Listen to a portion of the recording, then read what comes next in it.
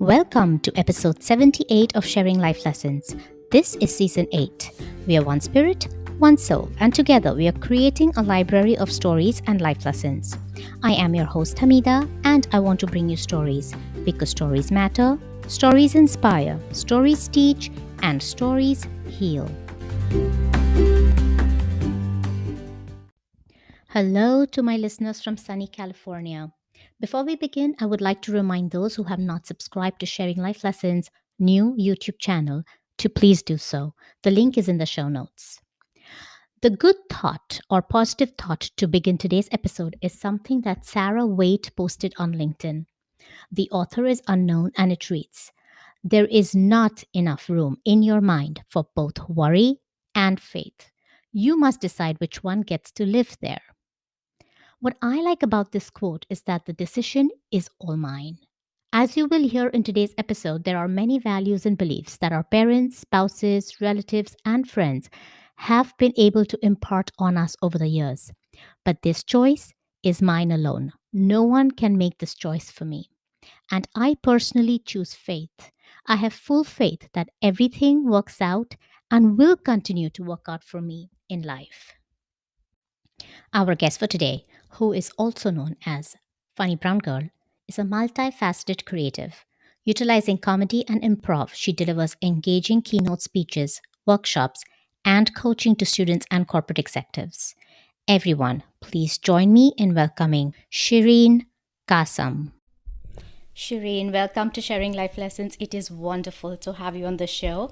Thank you for accepting to be a guest. I reached out to you via LinkedIn because I saw a post by you, but I was taken by what you call yourself, and you call yourself Florida's funniest female. Please start us off by telling us something about yourself, including why you're Florida's funniest female. Sure. Thank you so much for having me. I'm excited to be on your show, so I appreciate you reaching out. A little bit about me. I'm Shereen Kassam. I consider myself a multifaceted creative. So I am a stand-up comedian. I call myself Florida's funniest female because there was actually a competition for Florida's funniest female, and I won the competition. So okay. I've kept the title. I'm not sure if the competition still happens, but once you get the title, you get the title.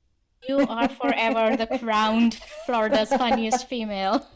So that is why I call myself that. But when I actually started doing comedy, I used to call myself Funny Brown Girl because I didn't want anyone to know my real identity.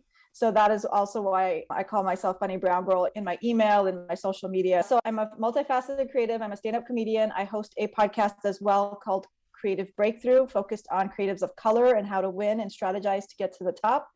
I'm also a marketing manager at an entertainment company. And then I run my own small business as well in the health and wellness space.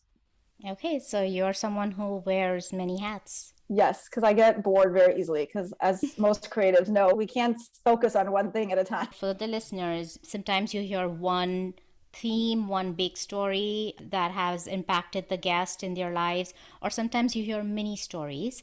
But with Shereen, we are going to hear 2 stories. So Shereen, ready for your first one? Sure. So, I mean, you guys can't see me as you're listening to me, but I am a brown female living in the United States. I'm Muslim. My parents came here as immigrants from Africa. And as many immigrants would know if you're listening, our parents gave us 3 jobs that we could have, 3 careers. We could be a businesswoman, we could be a lawyer, or we could be a doctor. So when I went to college, I was actually pre-med and computer science. I didn't make it past pre-med, and then I had to drop computer science because my brain just was not functioning to do programming. And so I studied to become a businesswoman, which I am doing today, but not at the point where my dad would like me to do. But I was living this structured life where I did whatever my parents told me to do. I went and got a job on Wall Street in New York. Then I went into consulting, worked for Amazon. I did everything they said. And then one day I had a friend staying with me and she wanted to go to a comedy show. Now, this was back in the day, I'm dating myself. This was before Netflix. This was before you could just lay on your couch and watch comedy. You actually had to put on pants and buy a ticket and go to a show. And so we did that. And I'm sitting in this show and it's my first time watching live comedy. I'm in my mid-20s. And something just struck me in that moment. As I was watching these guys, it was mostly men taking the stage. I just thought to myself, they could be using this platform for so many other things, but yet here I am listening about stories about their dog and about failed relationships and women and all these things that, as a woman of color, especially being Muslim after 9/11, I was like, wait, we could actually have a platform to talk to people.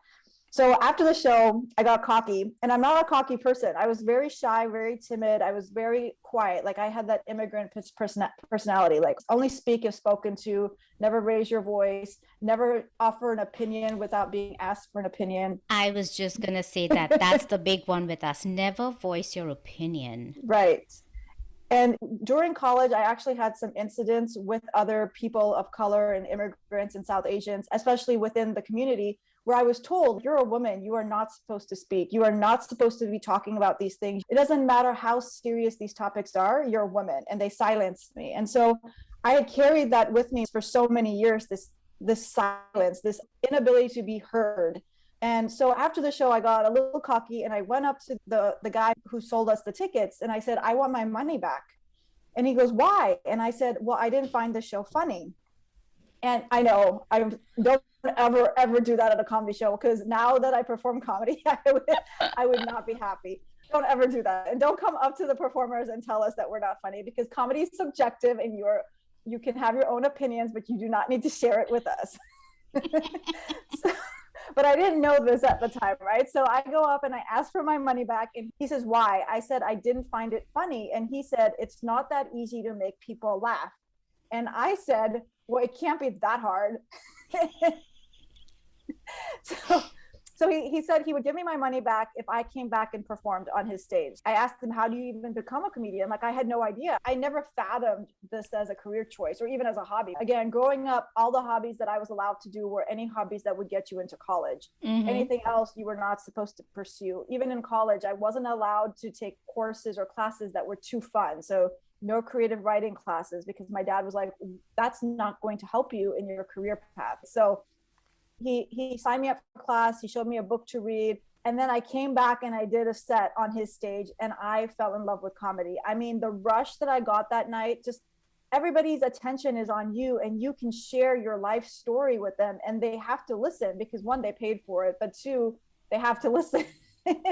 And that changed the trajectory of my life. That show, that instance of getting on stage changed the trajectory of my life. All of a sudden, here I was, this woman in my mid-20s who had been silenced, who had lost her confidence, who was, I would say, semi-depressed. I mean, I was going to a job every day that I hated, and I didn't really have a purpose in life. I was kind of just circling the wheel. What's the phrase called, where you're just like, the wheel is turning and you're just part of the wheel turning, but you're not really doing anything spectacular. All of a sudden, I found my voice again. I found my confidence again. I found my courage again. And the world shifted for me. I take from that experience that I'm so glad that I went to that comedy show. I stepped out of my comfort zone. Because also, like I mentioned, I'm an introvert. I hate people, actually. I don't even want to say I don't like, I just hate people. So I didn't like to do things with people like that involve stuff like that. But I had started going out of my comfort zone and trying new things, like going to the club and going to try new foods and going to a comedy show. And if I hadn't gone that night, I think I would still be in this rut where I'm like, what am I doing with my life? I'm miserable. I guess also giving yourself more credit than that. You went up to that gentleman, and I think there was a reason why you went up to that gentleman. You needed to get challenged, and he challenged you. He did. And just to be clear, I was sober. I had not even had a drink, which some people said if I had had a drink, maybe I would have found the show funny. But yeah, I was totally sober. I don't know where I got the courage from, because I'm not that person. Like, if you bring the wrong food to me at dinner and like the waitress, I'm always like, oh, it's okay. You don't have to change it out. Like, I'll just eat it. So yeah, it was definitely one of those moments. What I want to ask you is, because here's something that's happening in my household. My daughter just started her career in July. She's an economic consultant. She got into this job thinking it's going to be one thing, but it's turned out to be a whole different another thing. And she doesn't so far enjoy it. And she's saying, I don't think this is sustainable. If you can talk to your 20-year-old self or to these 20-year-olds, what would you say? See, I think if I was in that position, what I would have done right away, and this is not what I'm saying you should do, but I would have already started looking for a new job. But I think before you start looking for a new job, really start doing some introspection. Like, what is it that you want to be doing? What is it that's going to make you feel happy and make you feel fulfilled? And then how do you make sure when you're interviewing for your next job, you make sure that it is what they're saying it is? So what questions do I ask? Because when I was going through college interviews, like getting my first job, and even in my mid 20s, I always wanted to impress them. I always wanted to make sure I was putting my best foot forward and that they loved me. But what I've started to realize into my 30s then is I want to love them too. And if I don't love them, then it's not a good fit. So I've actually said no to job opportunities. And it's funny because my dad gets so angry. He's like, how can you say no to a job? And I'm like, because I'm not going to be happy there. They love me, but I don't love them. So it has to be a relationship. It has to be love on both sides. And so I would say, if it's not what you want, before you quickly jump out of that situation, take this time to really dig deep and go try new things, talk to friends, set up coffee chats, figure out what is it that you really want to do, and then figure out what company is going to give you. So you're not wasting time applying blindly to a lot of different places. Great. Thank you for that guidance. And so, what is the life lesson that you got out of this whole experience of getting on stage after that challenge and now becoming Florida's funniest female? Definitely stepping out of my comfort zone, definitely doing things that I never thought I would want to do, or even experiencing things. So now it's like part of my DNA. Anybody who asks me to do anything, of course, within legal bounds, I always want to try it. I always want to go and see it. So whether it's opera or a play or spoken word, or even traveling somewhere where I'm like, I don't know about going to that location. But always just stepping out of my comfort zone, because you just never know who you're going to meet, what you're going to see, what you're going to learn, and how it's going to shape you in your future. Yep. So let me ask you this. Who is your best comedian? Who do you love to listen to? That's such a hard question. I think it just depends on my mood. I love how Ellen has been able to carve a space for herself. I mean, she's a clean comedian. She was able to take a story that people didn't want to listen to and turn it into her own TV show and then her own talk show. I love Chris Rock because he's never afraid to say what's really on his mind.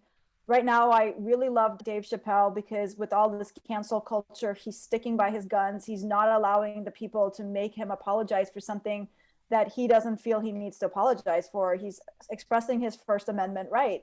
And people are being very sensitive to that. And I understand where they're coming, but I respect him for not folding his cards. So I think it just depends on what kind of mood I am in the day. All right. But your main message is get out of your comfort zone and see the magic that can happen. Mm-hmm. Great. All right. We're ready for your second story now.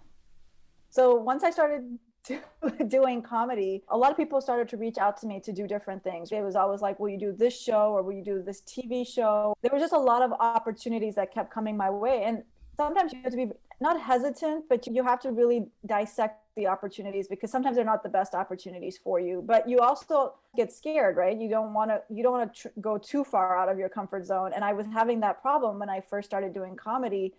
Is now all these other opportunities were coming my way. And one of them was to do radio.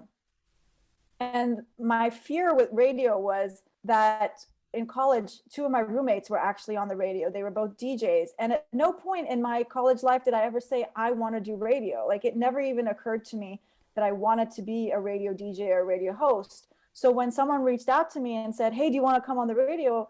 Part of me was like, no, it doesn't interest me. It's not something I want to do. But what I had to remember is that I'm now 5 or 6 years older. I've aged since then. I've grown since then. And I had to take that opportunity. And so I said, yes. Well, I think I learned from that opportunity is you never want to say no to things. You don't want to close the door. I don't know why he wanted me on the radio. Was it for a one-time show? Was it for a full-time show? So I said yes. And I went in, and it was funny because I was like, okay, I'll do it. And he's like, great, come tomorrow at 7 a.m. And I was like, what? So quickly? I don't even have time to prepare. What are we talking about? And he's like, don't you worry. You're a natural. You just come in. I'll ask you questions and you'll be fine. And I was for an hour and a half. I was on the radio, and then it became a weekly show. For about 2 or 3 years, I was on a weekly show, and then I got my own show. And what I really learned from that was we are our biggest obstacles. Like, I was letting my fear and my obstacles stand in the way of saying yes.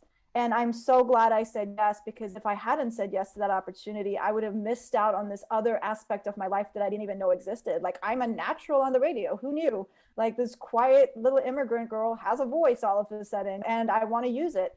And full circle, I was saying like how in my college years I had been silenced. All of a sudden now I'm on the radio and I'm a comedian, and now people want to listen to me, and people feel like they have to listen to me, because if they don't, I have my own platforms to talk about these issues. And so the power of yes is super, super important in my life. And it goes back to stepping out of your comfort zone. It's always saying yes, again, within legal bounds, to try new things. The power of saying yes. So, Shereen, if you had to choose radio where people can see you and can only hear you versus stand-up comedy where people can see you and hear you, which would you choose? Oh, definitely stand-up comedy for Okay. sure. But with a disclaimer that only stand-up comedy in blue cities, only stand-up comedies where it's like liberal based. Got it. Because I live in Florida, and there are definitely rooms where I would say, yeah, no, thank you. Okay. Is there anything else that we haven't talked about that you would like to message to the listeners? Any final message? Yeah, I would say, well, two messages. One is sometimes we overanalyze a situation. Like, we have this great idea, right? We want to write a book, or we want to start painting, or we want to learn how to play an instrument. But we take so long to make that decision, in the sense of like, oh, but I have to go to the store and buy the ingredients, or I have to go and hire a coach, or I have to do this. And we procrastinate. And there's a phrase, it's analysis paralysis. And I highly, highly, highly urge people to get over that, again, because it goes to the second point, is we are usually our biggest hurdle. It's our own fears and insecurities that stop us from living our best life. And once we remove those fears and insecurities, and a lot of times it's not our fault. People have placed those insecurities on us. People made me feel like I wasn't allowed to speak. People made me feel like I didn't have a voice. And so I had to learn how to overcome that. Nobody else is going to do that for you. I had to do that for myself. That's why I think it's super important to be introspective and figure out, what do I want? If I had to start fresh and nobody placed any boundaries on me and told me I couldn't do anything, what do I want to do? And then go after it. That's a really good message. And I want to tell you that the next time you're in New York, please let me know if you're doing a comedy show. I'd love to come listen to you. Yeah, for sure. I will definitely keep you posted. Thank you again, Shereen. This was wonderful talking to you. Your stories, your life lessons, very relevant to people for every generation, getting out of your comfort zone. And I love your message about the power of saying yes. Yeah, and I'm glad that you had me on here. This has been an awesome opportunity, and it was great to meet you. So thank you so much. Listeners, I hope you enjoyed listening to Florida's funniest female as much as I enjoyed talking to her. I wish we had some more time to ask Shereen to put on a quick comedy show for us. I personally like to go to clean comedy shows, and I hope I can someday get to see Shereen on stage. To all parents of high schoolers and young professionals, it would be a good idea to forward this episode to your kids. Shereen's stories drove in a few key messages, some of which are: 1. If you know something will make you happy, then definitely step out of your comfort zone if that is what is needed to achieve it. 2. Try new things because you never know who you're going to meet, what you're going to see, what you're going to learn, and how it is going to shape you and your future. 3.